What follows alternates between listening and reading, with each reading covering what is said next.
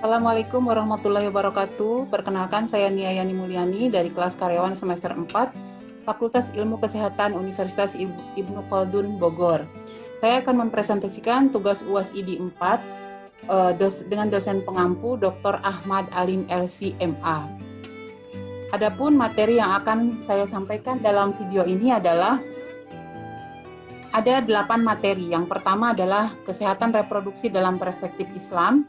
Yang kedua adalah pelayanan kesehatan Islam, kemudian yang ketiga adalah keselamatan dan kesehatan kerja, yang keempat epidemi dalam perspektif Islam, kemudian yang kelima membentuk masyarakat Islami, dilanjutkan dengan Hold the World with Al-Quran, kemudian determinan kesehatan dalam perspektif Islam, dan yang kedelapan adalah insan kamil dan kesehatan jiwa masyarakat.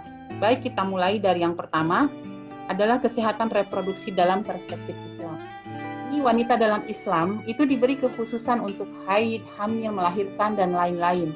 Kemudian wanita juga memiliki hukum-hukum yang khusus terkait kehamilan, kontrasepsi, dan juga lain-lain. Berbeda dengan laki-laki, kalau wanita itu dikhususkan sekali.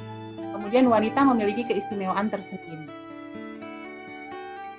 Ya, pokok-pokok kandungan syariat yang berkaitan dengan reproduksi adalah meliputi kebersihan pribadi, epidemiologi, preventif kesehatan, menangani penyakit menular, tidak menular, atau tertular, nutrisi, dan kesehatan mental. Bertujuan agar masalah kesehatan kaum wanita pada titik maksimal. Karena apa? Karena wanita itu memiliki keistimewaan dalam Islam terkait reproduksi.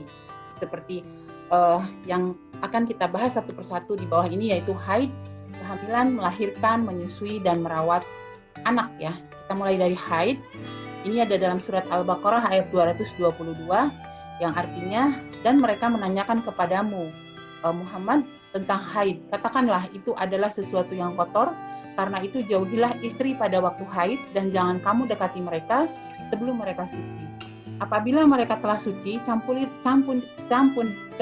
mereka sesuai dengan ketentuan yang diperintahkan Allah kepadamu. Sungguh Allah menyukai orang-orang yang bertaubat dan menyukai orang-orang yang mensucikan diri. Nah, selanjutnya, haid itu menandai wanita, kalau wanita itu sehat dan siap bereproduksi. Kemudian, laki-laki, suami, wajib menjaga jarak dengan istri sampai keadaan suci. Ketika sudah suci, pergaulilah kembali seperti biasa. Kemudian, sel telur yang tidak digunakan akan keluar bersamaan dengan darah haid. Darah haid najis dan sisa kotoran yang harus dibuang dari tubuh wanita supaya bersih. Nah, wanita haid biasanya dimulai usia 9 tahun atau 13 atau 14 tahun gitu ya. Semakin kesini semakin cepat ya, 9 tahun sudah banyak yang sudah haid. Kemudian menandai wanita sudah balik atau mukhalaf itu dengan haid. Nah, kemudian juga dalam haid ini wanita muqtadiyah atau pertama kali haid, selesai haidnya itu harus menunggu sampai selesai betul-betul bersih gitu kan. Kemudian ada lagi wanita yang sudah berpengalaman sebelumnya, jadi sudah berkali-kali haid gitu ya. Nah, itu harus mengikuti kebiasaan haidnya dari tanggal berapa sampai tanggal berapa, makanya itu harus dicatat kalau kita tidak ingat atau kita termasuk wanita yang mutahharirah. Mutahharirah itu mereka sering bingung, lupa, teledor, jadi tidak mengenali mana darah haid, mana darah istihadah. Jadi berapa lama haidnya pun kadang-kadang mereka tidak peduli gitu. Jadi maka itu harus dicatat kapan mulai haid, selesainya biasanya berapa lama gitu kan. Karena kenapa demikian? Itu terkait dengan ibadah-ibadah yang lain ya, seperti sholat, saum, dan lain-lain. Nah, kemudian terkait masih dengan haid ya, jima itu dilarang ketika haid karena menyakiti wanita. Hukumnya itu harus membayar kafarah dan beristighfar. Kemudian yang selanjutnya adalah kehamilan. Ada dalam surat Al-Mu'minun ayat 12 dan 14 ya. Di sini dijelaskan tentang terbentuknya manusia ya di dalam rahim wanita. Kemudian hamil bagi wanita itu adalah kelangsungan hidup manusia. Memiliki buah hati, ibadah yang di dalamnya ada kenikmatan secara lahir dan batin. Kebayangan kita sebagai wanita nih 9 bulan mengandung, kemudian melahirkan, melihat anak yang sehat gitu kan. Melihat anak tuh rasanya langsung hilang sakitnya ketika setelah selesai melahirkan. muncullah kebahagiaan dari rahmat Allah tersebut. Nah, kemudian hamil yang sah itu melahirkan anak yang memiliki status sosial yang baik. Nah, ini terkait dengan nasab dan hukum-hukum waris dan lain-lain ya. Nanti kalau misalkan dia suaminya menikah lagi dengan siapa, nanti anaknya siapa, nanti akan secara jelas gitu status sosialnya itu tergambar gitu. Jadi tidak samar-samar atau tidak tertutupi. Nah, kemudian selanjutnya adalah tentang keistimewaan wanita adalah melahirkan. Nah, ini hanya wanita saja yang bisa melahirkan ya. Ini ada dalam surat As-Saff ya. Dalam surat As-Saff yang artinya, dan kami perintahkan kepada manusia agar berbuat baik kepada kedua orang tuanya. Ibunya telah mengandungnya dengan susah payah dan melahirkannya dengan susah payah pula. Masa mengandung sampai menyapihnya selama 30 bulan. Sehingga apabila anak itu telah dewasa dan umurnya mencapai 40 tahun, dia berdoa, ya Tuhanku, berikanlah aku petunjuk agar aku dapat mensyukuri nikmat-Mu yang telah Engkau limpahkan kepadaku dan kedua orang tuaku, dan agar aku dapat berbuat kebajikan yang Engkau ridhoi, dan berikanlah aku kebaikan yang akan mengalir sampai kepada anak cucuku. Sesungguhnya aku bertobat kepada Engkau dan sungguh aku termasuk orang muslim. Itu tentang melahirkan. Ya, melahirkan itu manusia harus dari ayat yang tadi ya, karena ibu itu telah melahirkan, maka manusia harus memuliakan ibu 3 kali lipat dibanding seorang ayah. Kemudian doa yang diajarkan saat ibu sudah mulai sepuh ada dalam surat Al-Ahqaf ayat 15 ya, nanti bisa dibaca oleh teman-teman. Kemudian balasan dari Allah kepada wanita yang melahirkan adalah pahala yang melimpah. Ikatan batin antara ibu dan anak tetap mengikat dirinya. Ya, meskipun sudah melahirkan, tetap saja lahir antara ibu dan anak itu ada ikatan yang tidak bisa dirasakan oleh seorang ayah. Gitu. Kemudian azab yang disegerakan oleh Allah di dunia adalah durhaka kepada orang tua. Karena kenapa? Karena mereka yang orang tua, ibu yang melahirkan kita.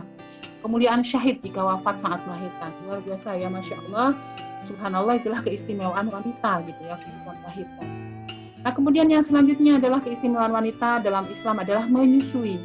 Ya, jadi ibu di sini ibu menyusui kita bisa lihat dalam surat 2, surat Al-Baqarah ayat 233.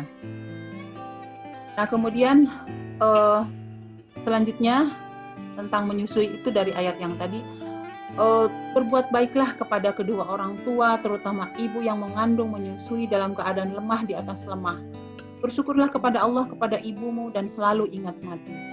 Ya, tentang menyusui itu, Masya Allah ya, tadi dalam surat Al-Baqarah ayat 223 ya, itu dijelaskan. Nah, sekarang tentang merawat, bagaimana ibu merawat anak. Jasa ibu tidak terhingga dalam merawat dan mendidik anak, meskipun banyak dari anak yang jika ibunya minta tolong, mereka sudah melakukan hal yang besar gitu untuk orang tuanya. Padahal seorang sahabat dulu ya di zaman Rasulullah ada yang menggendong keliling tawaf ya, keliling Ka'bah, sudah berkali-kali putaran. Kemudian ditanya kepada Rasulullah, ya Rasulullah, apakah sudah bisa mengganti bagaimana orang tuaku merawat dan mendidikku? Tentu saja belum.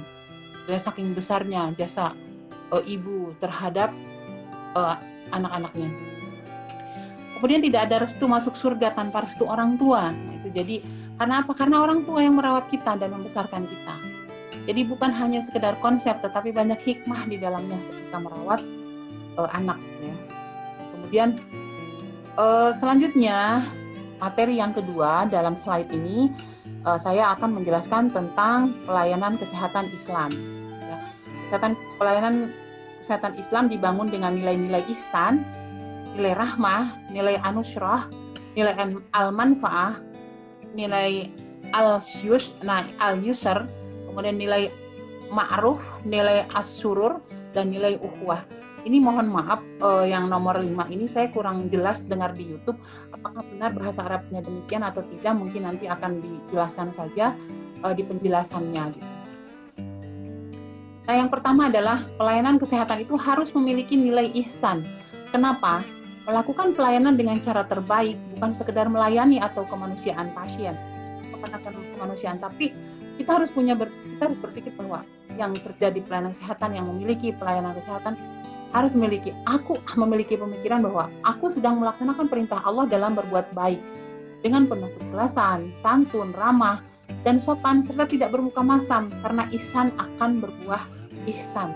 Jadi nggak boleh bermuka masam ya kalau kita jadi pelayan kesehatan. Nah, kemudian yang kedua adalah nilai rahmah. Dalam pelayanan kesehatan kita harus memiliki nilai rahmah, nilai cinta. Ini ada sebuah hadis dari Muaz bin Jabal radhiyallahu anhu.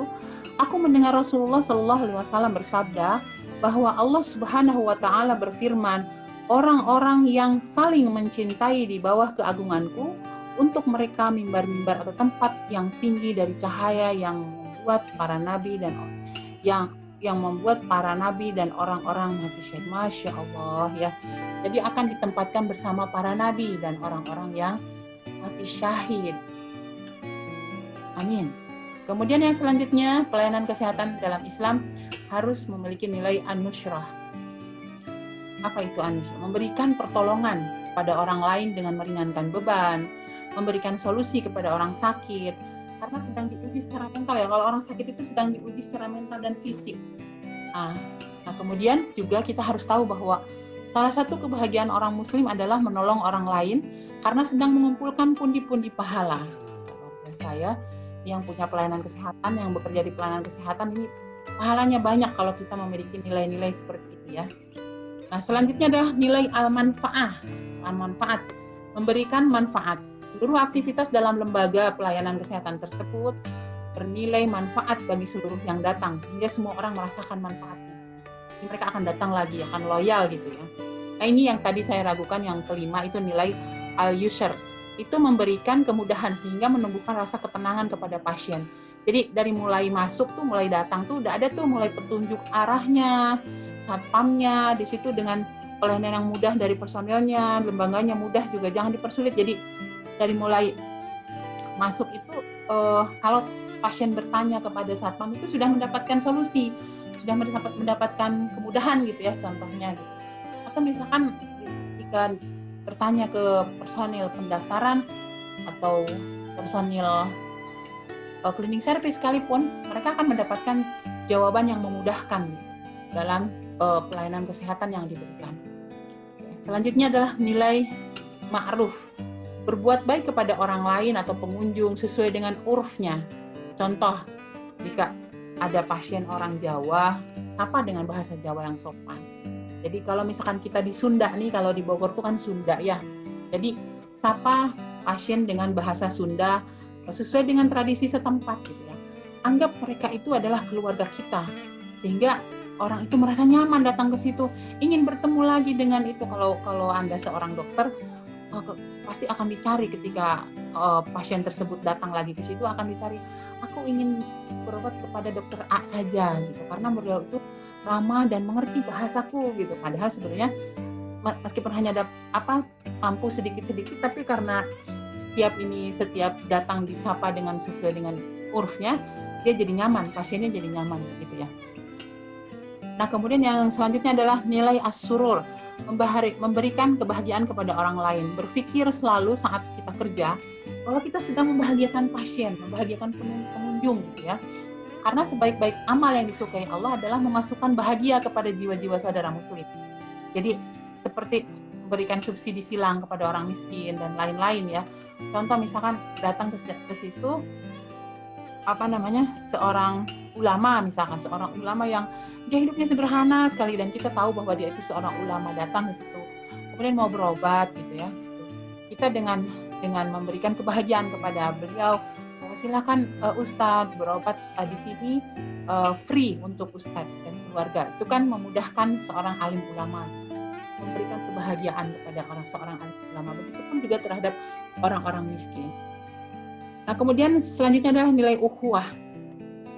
Pelayanan kesehatan Islam itu harus memiliki nilai ukhuwah, menjalin tali persahabatan dengan tujuan merekatkan tali silaturahim sehingga jaringan-jaringan lembaga semakin kuat. Ketika merasa datang ke rumah sendiri, karena kita sering berbuat baik dan menjalin ukhuwah atau persaudaraan dengan baik gitu ya. Misalkan di bulan Ramadan kita siapkan untuk takjil gitu kan. Nah, itu sebagai pengikat ukhuwah gitu untuk pasien atau pengunjung di pelayanan kesehatan tersebut. Baik, Teman-teman, selanjutnya kita akan membahas tentang keselamatan dan kesehatan kerja. Bagaimana agar tidak terjadi kecelakaan kerja saat bekerja, baik secara fisik maupun mental. Jadi gangguan-gangguan kesehatan harus dihilangkan, baik itu disebabkan oleh faktor kimia, fisika, biologi, makanan, fasilitas, partikel udara, dan gangguan-gangguan yang membahayakan kesehatan. Nah, dilihat dari perspektif Islam, ada 5 hal yang harus dilindungi ketika kita bekerja. Yang pertama adalah menjaga agamanya. Apakah lingkungan kerja bisa sholat atau tidak? Nah, kalau kesulitan sholat, itu sebaiknya kita tidak bekerja di situ, karena tidak menjaga agamanya ketika bekerja. Kemudian yang kedua adalah keselamatan jiwa. Gunakan selalu alat pelindung diri yang diarahkan oleh perusahaan ketika kerja di suatu tempat. Nah, selamat akal, kuat mentalnya. Jadi tidak tertekan dengan kondisi pekerjaan yang terlalu berat sehingga mentalnya pun bisa terganggu. Menjaga keturunannya. Tadi ya, kalau menjaga keturunannya itu ada efek-efek misalkan dari racun kimia dan lain-lain gitu, yang sehingga jika perempuan bekerja di situ atau laki-laki bekerja di situ, reproduksinya terganggu gitu ya. Reproduksinya terganggu sehingga tidak bisa memiliki keturunan, atau keturunannya kemungkinan akan menjadi cacat dan lain-lain gitu kan. Nah, kemudian juga orang tua yang kerja di situ tuh untuk memberi makan kepada anak istrinya, itu juga bagian dari menjaga keturunan. Nah, kemudian selamat hartanya, upahnya harus dibayar sebelum keringat kering. Jadi kita bekerja harus di tempat yang mereka memang membayar kita untuk bekerja gitu. Karena apa? Itu menyelamatkan harta kita untuk menafkahi keluarga dan anak-anak tentunya. Oke. Kemudian selanjutnya dalam keselamatan dan kesehatan kerja adalah menghilangkan kemudorotan sehingga bisa maksimal dalam bekerja. Ada timbal balik yang bersifat positif, bekerja harus menambah takwa. Tadi ada berapa? Kita ulang lagi, ada berapa? Ada 5 yang harus dijaga agar kita dalam bekerja harus menambah takwa. Jadi nggak ada mudorot dalam bekerja tersebut atau mengurangi atau menghilangkan gitu ya. Jadi ada timbal balik positif di dalamnya. Oke. Yang keempat, dari materi yang akan dibahas adalah epidemi dalam perspektif Islam. Nah, tentang wabah yang melanda dunia saat ini ada atau biasa disebut ta'un al-wabah, wabah penyakit yang menyebar secara cepat. Dampak negatifnya akan menyebabkan sakit di badan dan menimbulkan penyakit pada manusia. Nah, ini tentang hadis tentang epidemi dalam perspektif Islam. Diriwayatkan dari Amir bin Sa'ad bin Abi Waqqas dari ayahnya yaitu Sa'ad, bahwa ia mendengar ayahnya bertanya kepada Usamah bin Zaid, "Apa yang kamu dengar dari Rasulullah tentang ta'un?" Usamah menjawab, Rasulullah bersabda, "Ta'un adalah hal buruk atau siksa yang dikirimkan oleh Allah kepada Bani Israel, juga orang-orang yang sebelum kalian. Jika kalian mendengar ada wabah ta'un di suatu negeri, janganlah kalian memasuki negeri tersebut. Namun bila wabah ta'un itu ada di negeri kalian, janganlah keluar dari negeri kalian karena menghindar dari penyakit." Hadis riwayat Muslim. Nah, dari zaman ke zaman selalu ada wabah di muka bumi ini ya, dari sebelum Nabi Muhammad.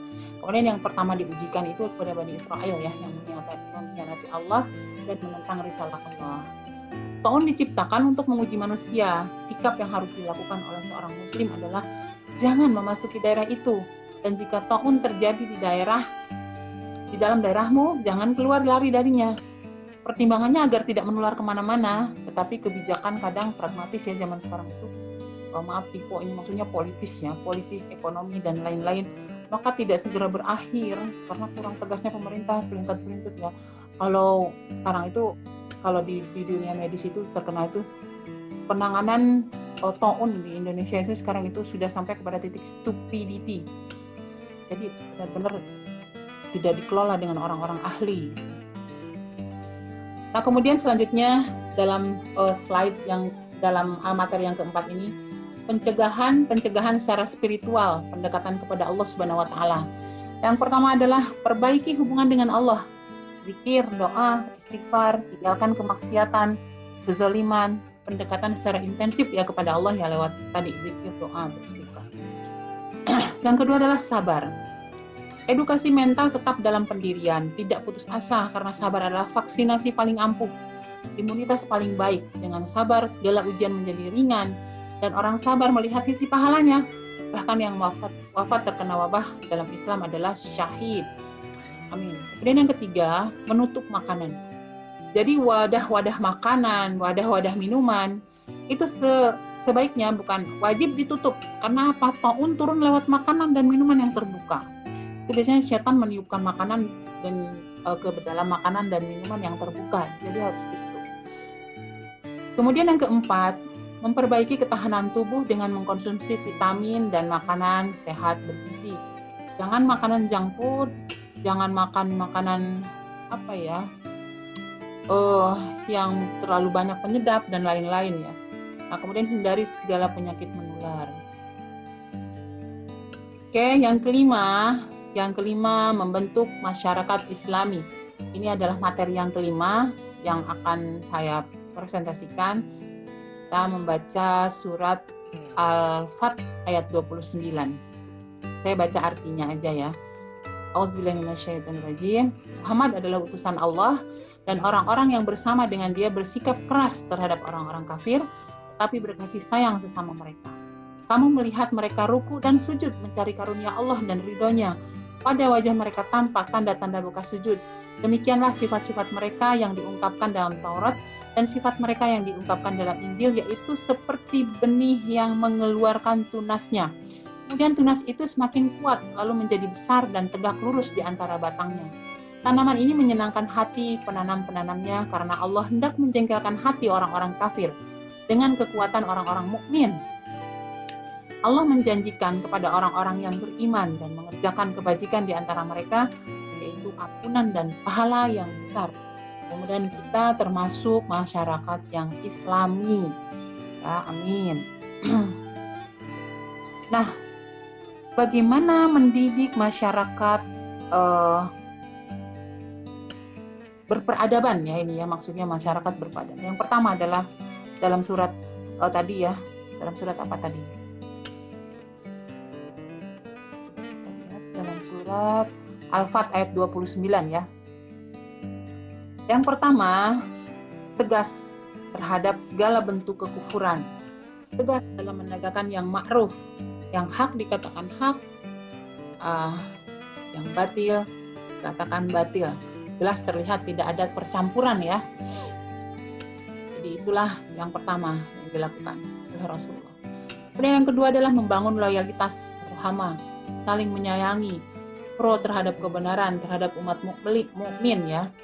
Memilih pemimpin harus yang mukmin juga. Orang mukmin misalkan mereka adalah seperti satu tubuh yang satu. Jika ada satu yang sakit, maka seluruh badan terasa sakit. Itulah ya membangun loyalitas ruhama atau kasih sayang sesama muslim. Nah, kemudian Nabi pernah kedatangan tamu, ya ini cerita. Nabi pernah kedatangan tamu yang membutuhkan jamuan. Kemudian Rasulullah menawarkan kepada sahabat siapa yang akan menjamu, karena Rasulullah tidak memiliki makanan gitu. Nah, ada sahabat yang menyanggupinya. Padahal beliau tidak tahu di rumahnya ada makan atau tidak, tapi beliau langsung di rumah saya saja gitu. Tapi sesampainya di rumah, sahabat itu bertanya kepada istrinya, "Wahai istriku, ada makanan tidak?" "Ada, tapi untuk anak-anak, untuk kita pun tidak ada." Gitu. Tapi sahabat tersebut meminta istrinya untuk mematikan lampu dan menjamu tamu-tamu tersebut dengan menggunakan makanan yang untuk anak. Masya Allah. Kemudian juga melakukan budaya empati. Orang lain bisa dimulai dari hal-hal kecil ya, empati kepada orang lain itu dari hal kecil dari diri sendiri, seperti menyingkirkan duri dari jalan, parkir dengan tertib, memberi jalan ambulan dan lain-lainnya. Karena apa? Kenapa kita harus memulai dari hal-hal kecil ya? Bahwa banjir dimulai dari tetesan hujan, padang pasir itu dari sebutir pasir ya kan? Kalau misalkan kita tidak bisa memulainya dari yang kecil-kecil, nggak bisa kita akan memulai yang besar. Kemudian yang ketiga adalah budaya ruku dan sujud hubungan vertikal dengan Allah. Mental spiritualnya terlebih dahulu yang dibangun sebelum membangun fisik. Dekatkan dengan Allah, mudahkan masyarakat dalam beribadah. Karena saat masyarakat dekat dengan Allah, maka angka kriminalitas akan hilang. Karena apa? tenang jiwa masyarakatnya gitu. Kalau kita hubungan dengan Allah baik, hubungan Allah dibangun dengan istiqomah gitu, dalam beribadah, maka jiwa masyarakat akan tenang, tidak akan ada kriminalitas. Kemudian selanjutnya adalah budaya ikhlas. Jadi bagaimana membentuk masyarakat Islam itu harus punya budaya ikhlas. Segala sesuatu yang dilakukan hanya karena Allah, bukan karena kelompok, golongan, pribadi, partai, politik. Perbanyak amal dengan tidak melupakan budaya ikhlas. Tulus, masyarakat akan beraktivitas dengan sadar. Sadar bahwa segalanya hanya milik Allah. Jadi sedekah pun tidak berat gitu. Tidak ada saling sikut ya kalau misalkan kita punya budaya ikhlas. Nah, kemudian selanjutnya kita semua tahu bahwa Rasulullah itu diutus untuk membawa masyarakat dari kegelapan kepada terang benderang dengan keimanan, dari syirik menjadi tauhid, dari kebodohan menjadi lautan peradaban ilmu. Itulah membentuk masyarakat Islam. Ya. Rasulullah itu menjadi panutan ya, karena masyarakat itu bagaimana pemimpinnya, masyarakat itu bagaimana pemimpinnya. Apakah pemimpinnya itu menjadi teladan atau tidak? Bagaimana dengan di Indonesia? Walau alam bisawab ya. Nah, kemudian materi yang keenam yang akan saya presentasikan adalah tentang Heal the World with Al-Quran. Dunia sedang mencari penyembuh di masa pandemik ini untuk menenangkan jiwa dan mental dan juga jasmani mereka. Terapi musik ya, ada beberapa waktu lalu kita mendengar ada terapi musik. Mungkin hanya beberapa menit saja karena yang menyembuhkan adalah firman Allah dalam Al-Quran. Di mana di dunia ini sekarang membutuhkan obat yang pasti dan Allah sudah menyiapkan obat tersebut dalam Al-Quran. Karena salah satu fungsi Al-Quran diturunkan ke muka bumi adalah untuk sebagai penyembuh. Nah, ini ada dalam surat Al-Isra ayat 82. Dan kami turunkan Al-Quran sebagai penawar dan rahmat bagi orang-orang yang beriman. Menurut Al-Qurtubi menjelaskan, ada beberapa pendapat dalam menafsirkan kata syifa pada ayat ini. Yang pertama adalah Al-Quran dapat menjadi terapi bagi jiwa seseorang yang dalam kondisi kebodohan dan keraguan. Kemudian yang kedua, Al-Quran membuka jiwa seseorang yang tertutup dan menyembuhkan jiwa yang rapuh. Kemudian yang ketiga, membaca Al-Quran menjadi terapi untuk penyembuh sakit jasmani. Wah, luar biasa itu Al-Quran ya. Kemudian yang selanjutnya, jangan tinggalkan membaca Al-Quran satu hari pun, meskipun hanya satu ayat. Karena kalau sudah merasakan nikmatnya membaca Al-Quran satu ayat, nanti akan terus, bahkan tidak mau berhenti membaca Al-Quran. Dalam surat Yunus ayat 57 ya, selanjutnya adalah wahai manusia, sungguh telah datang kepadamu pelajaran Al-Quran dari Tuhanmu, penyembuh bagi penyakit yang ada dalam dada, dan petunjuk serta rahmat bagi orang-orang yang beriman. Kemudian ada dalam surat Al-Fussilat juga, ayat 44. Dan sekiranya Al-Quran kami jadikan sebagai bacaan dalam bahasa lain, bahasa Arab, selain bahasa Arab, niscaya mereka mengatakan, mengapa tidak dijelaskan ayat-ayatnya? Apakah patut Al-Quran dalam bahasa selain bahasa Arab? Sedang Rasul orang Arab, katakanlah Al-Quran adalah petunjuk dan penyembuh bagi orang-orang yang beriman. Dan orang-orang yang tidak beriman, pada telinga mereka itu ada sumbatan. Dan Al-Quran itu merupakan kegelapan bagi mereka. Mereka itu seperti orang-orang yang dipanggil dari tempat yang jauh. Sulit sekali untuk orang-orang yang tidak beriman itu untuk menerima Al-Quran. Bersyukurlah kita sebagai orang-orang Muslim mempunyai Al-Quran yang bisa dijadikan sebagai penyembuh oleh Allah SWT. Al-Quran datang untuk menormalisasi. Jadi terima Al-Quran sebagai rahmat dan hujah, maka akan menjadi penyembuh bagi kita. Insya Allah. Nah, kalau bicara teknis ya, pengobatan Allah hanya menyebut berupa madu dalam dan anahal ya, 3 kali dalam Al-Quran. 1 kalinya madu sebagai syifa, kemudian selanjutnya adalah Al-Quran. Ya, jadi 3 kalinya itu Al-Quran, 1 kalinya madu yang sebagai syifa itu disebutkan dalam Al-Quran. Nah, krisis halua itu adalah depresi dan keputusasaan yang berlapis-lapis. Krisis makna dalam segala segi kehidupan dihadirkan oleh sebab tingkah manusia itu sendiri. Kenapa muncul halua? Karena jauh dari Al-Quran. Jadi kehidupan menjadi sempit. Krisis ekonomi, krisis sosial. Al-Quran itu datang sebagai dokter yang baik. Manusia modern jarang menyadari hal itu. Mudah-mudahan kita selalu menyadari bahwa Al-Quran adalah dokter yang baik, ya. Bahwa kita akan dekat terus dengan Al-Quran agar tidak terserangkali. Al-Quran dengan ajaran-ajaran berupa nasihat-nasihat, petunjuk, rahmat, memberikan terapi kepada manusia di muka bumi ini, yang sakit, yang depresi sosial, yang punya masalah ekonomi maupun mental. Jadi dekat-dekatlah dengan Allah lewat Al-Quran.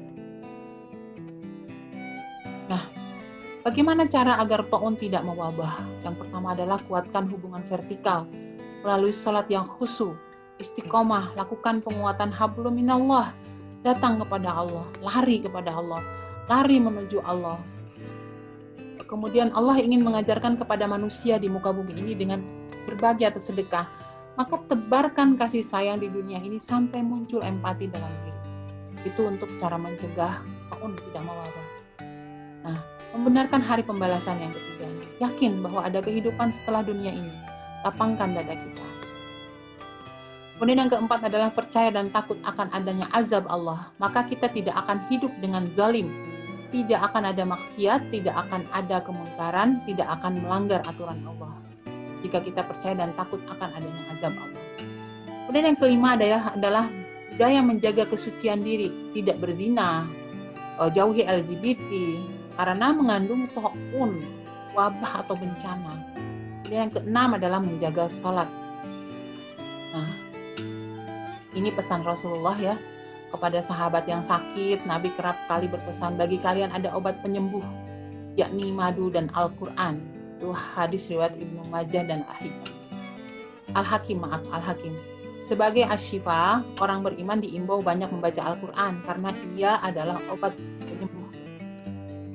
Sembuhkanlah dunia dengan Al-Quran, jadikan Al-Quran sebagai penawar dan penyembuh depresi. Nah, materi yang ketujuh adalah determinan kesehatan dalam perspektif Islam. Kita tahu di yaumil akhir akan ditanyakan, digunakan apa kesehatanmu selama hidup? Ini ada menurut Hendrik L. Bloom, status kesehatan dipengaruhi oleh 4 hal ya, perilaku, lingkungan, keturunan, dan pelayanan kesehatan.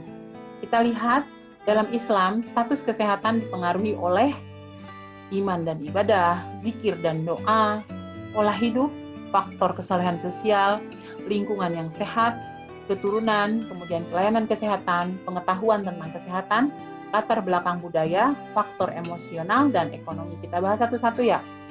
Yang pertama adalah iman dan ibadah. Semakin tinggi ibadah seseorang, semakin semakin tinggi ibadah seseorang, semakin tenang jiwa dan jasadnya. Karena gerakan sholat itu menyehatkan badan dan unsur tubuhnya itu menghadirkan ketenangan jiwa yang mempengaruhi ketenangan jasad dan kesehatannya. Itu yang contoh yang pertama. Contoh yang kedua itu puasa menyehatkan pencernaan. Ya. Kemudian yang kedua adalah zikir dan doa. Yang memberikan kesehatan adalah Allah. Kita diwajibkan memintanya pagi dan petang. Contohnya baca al-matsurat. Dalam kunut kita meminta kesehatan di dunia dan di akhirat untuk diri dan keluarga. Kemudian qiyamul lail sangat mempengaruhi kesehatan fisik dan psikis dengan bertakarub kepada Allah, menghilangkan dosa dan menghapus keburukan-keburukan, serta menghilangkan penyakit dalam tubuh kita. Selanjutnya adalah pola hidup atau perilaku hidup.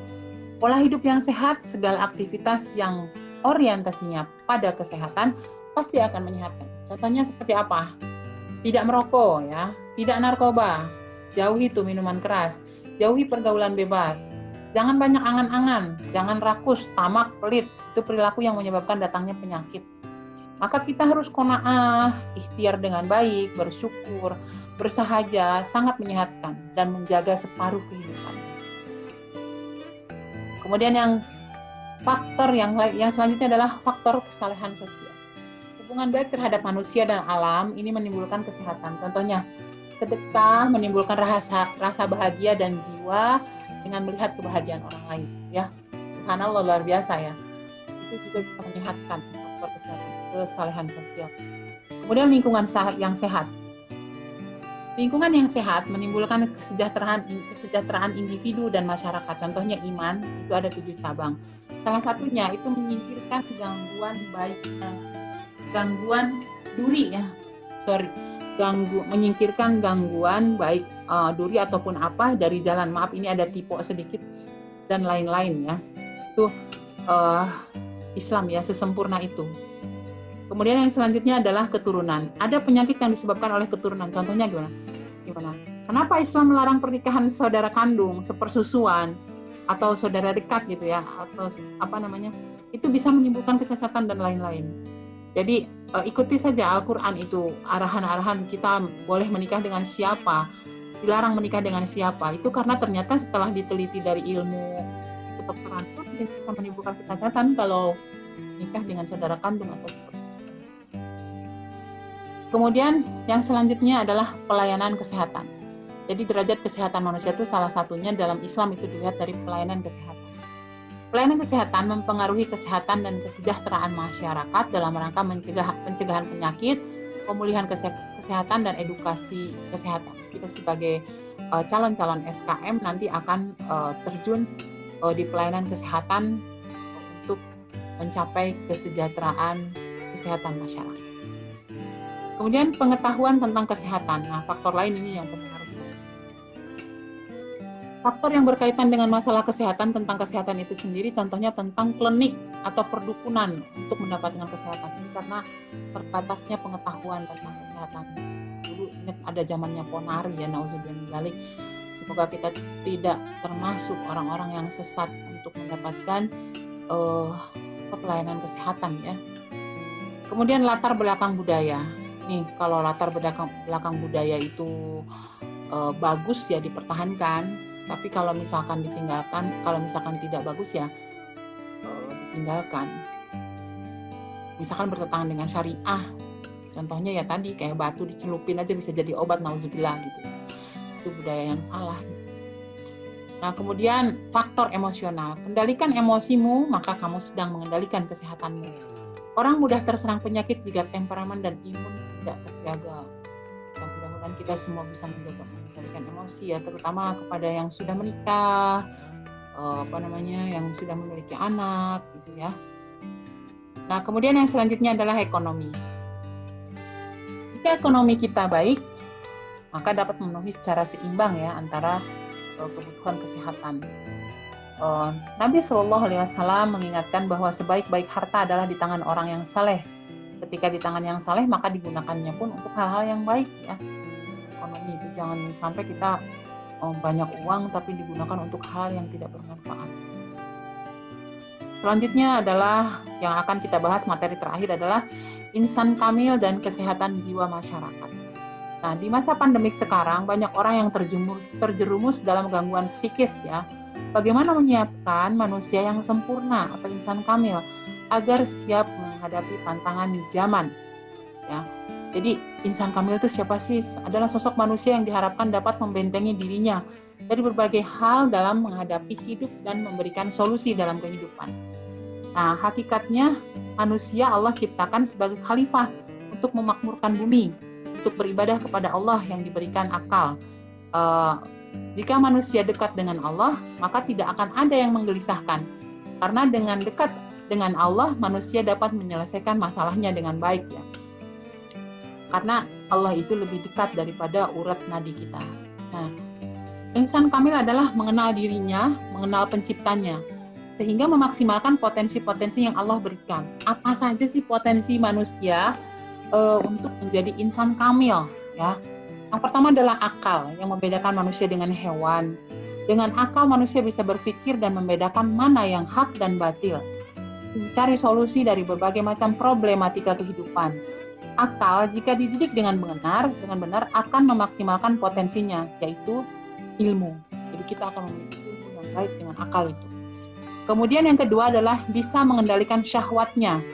Manajemen syahwat yang baik agar manusia menemukan jati diri dan kesucian dirinya, terkalikan dengan harta, kekuasaan wanita, selama dapat dikendalikan itu tidak masalah. Dengan amanah dikendalikannya, tentunya dengan iman ya. Kesenjangan itu disebabkan oleh ketidakmampuan manusia untuk mengendalikan syahwatnya. banyak sekali manusia yang tidak bisa mengendalikan syahwatnya. Mudah-mudahan kita adalah termasuk manusia-manusia yang dapat mengendalikan syahwat. Amin. Kemudian yang selanjutnya, yang ketiga adalah potensi yang dimiliki manusia itu yang mampu menjaga potensi fitrahnya. Karena manusia dilahirkan dalam keadaan fitrah. Jaga tuh kefitrahannya agar menjadi insan kamil, memposisikan diri sebagai khalifatullah untuk memakmurkan bumi, memakmurkan diri, menghiasi dirinya dengan akhlak yang keempat ya, kesalehan sosial, empati, peduli kepada sekeliling kita. Kemudian yang kelima adalah mampu mensucikan hati yang bersih. Jadi dimiliki oleh insan kamil itu qalbun salim, hati yang bersih. Yang keenam adalah mengenal Allah.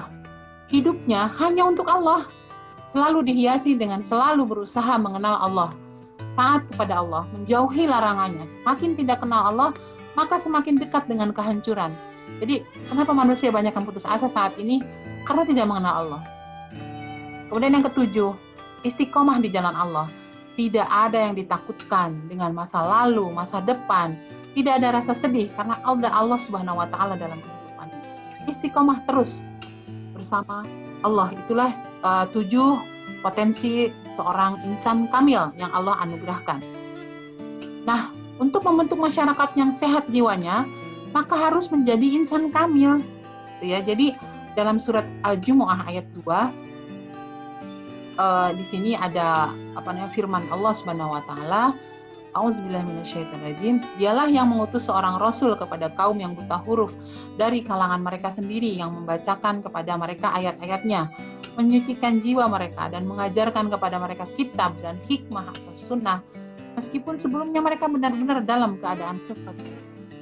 Ya, insan kamil itu Rasulullah SAW itu seorang insan kamil yang diutus kepada kita umat-umatnya, hamba-hamba Allah, untuk menyampaikan ayat-ayat Allah ya, mensucikan jiwa mereka dan mengajarkan kepada mereka kitab dan sunnah. Selanjutnya dari insan kamil dan kesehatan jiwa masyarakat. Nah, ini, bagaimanakah membentuk kesehatan jiwa masyarakat oleh seorang insan kamil? Ya. Yang pertama itu budaya tilawah Al-Quran di tengah-tengah masyarakat. Dari materi sebelumnya kita sudah beberapa kali membahas tentang budaya tilawah Al-Quran ya, tentang Al-Quran, jangan tinggalkan Al-Quran. Budaya tilawah Al-Quran di tengah masyarakat. Bagaimana Rasulullah Shallallahu Alaihi Wasallam membawa risalah dimulai dengan Iqra. Sehatkan masyarakat dari primitif menjadi berbudaya lewat Al-Quran. Kemudian yang kedua adalah tazkiyatun nafs. Mensucikan jiwa-jiwa masyarakat dengan bimbingan wahyu, dengan penyuluhan wahyu, supaya jiwa masyarakat itu dekat dengan Islam, dekat dengan Allah, dekat dengan cahaya, terisi jiwanya dengan iman dan bersih jiwanya. Kemudian yang ketiga adalah budaya taklim, membaca kitab Allah. Banyak mencari ilmu, Al-Quran akan menjadi solusi. Jadi selain Al-Quran itu banyak kitab-kitab yang kita baca juga, gitu. Banyak belajar. Budaya taklim itu budaya belajar. Kemudian yang keempat adalah hikmah. Orang senantiasa berorientasi pada kebenaran. Hilang kezaliman. Tempatkanlah sesuatu pada tempatnya. Jadi sebetulnya orientasi manusia itu sebenarnya pada kebenaran.